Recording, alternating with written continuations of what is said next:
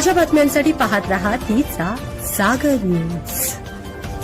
संपूर्ण महाराष्ट्राचं आराध्य दैवत असलेलं तसेच 3.5 शक्तिपीठांपैकी एक असलेली देवी म्हणजे महालक्ष्मी देवी आणि तसेच ज्योतिबा मंदिरात होणारा लाडूचा प्रसाद नेमका कोण बनवला जातो आणि तो कशापासून बनवला जातो याबद्दलची सविस्तर माहिती मी तुम्हाला सांगणार आहे।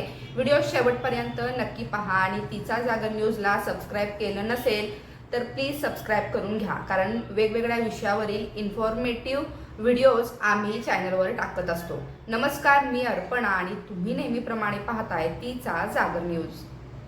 कोल्हापूरची महालक्ष्मी आणि ज्योतिबा या शक्तिपीठांचा महिमा सर्वश्रुत आहे। इथे येणाऱ्या भक्तांना बुंदीचा लाडू प्रसाद म्हणून दिला जातो।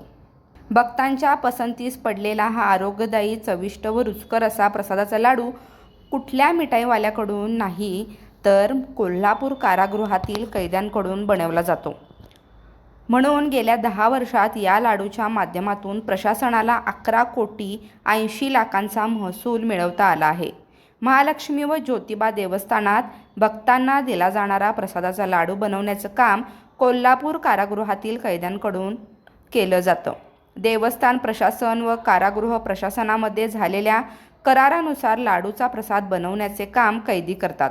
अधीक्षक नागनाथ सावंत, अतिरिक्त अधीक्षक विवेक झेंडे, बेकरी निदेशक पूनम कणसकर, कारखाना व्यवस्थापक CM देवकर तसेच रवींद्र सावंत व विद्या टेंभरे यांच्या मार्गदर्शन देखरेखीखाली दररोज 50 कैदी बुंदी कळी पाडण्यापासून लाडू बनवण्याचं काम करतात।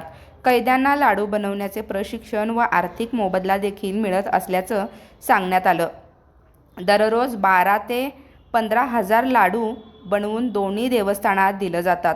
प्रत्येकी 50 ग्रॅम वजनाचा लाडू बनवण्यासाठी चणा डाळ, साखर, रिफाईंड तेल, हिरवी वेलची, जायफळ, बेदाणे, काजू यांच्यापासून बुंदी कळी पाडली जाते। मग तेल शोषून घेणाऱ्या मशीनमध्ये ती बुंदी कळी टाकून त्यातील तेल शोषून घेतलं जातं। त्यानंतर कैदी त्या बुंदीपासून लाडू वळवतात।